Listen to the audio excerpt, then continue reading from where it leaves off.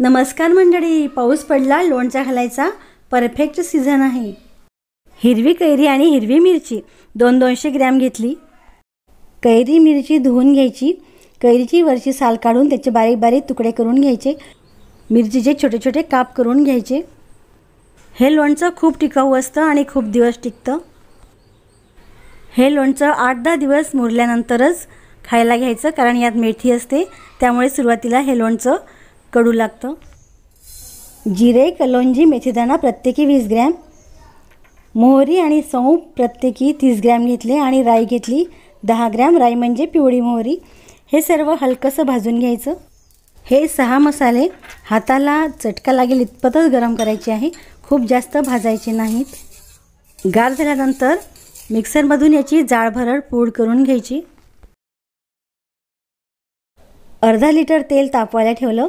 तेल तापवल्यानंतर त्यात शौंफ, कलोंजी आणि मोहरीची डाळ घातली। गॅसची फ्लेम मंद ठेवावी।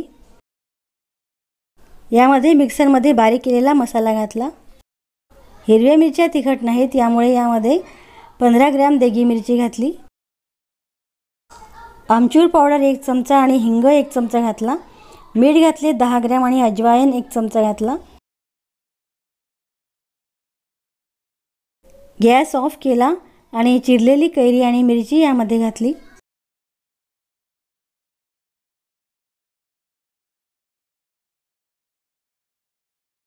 अगदी छोटा पाव चमचा यात हळद घातली, यामुळे याला कलर छान येईल। उन्हामध्ये हे लोणचं 8-10 दिवस ठेवल्यानंतर खूप छान मुरतं।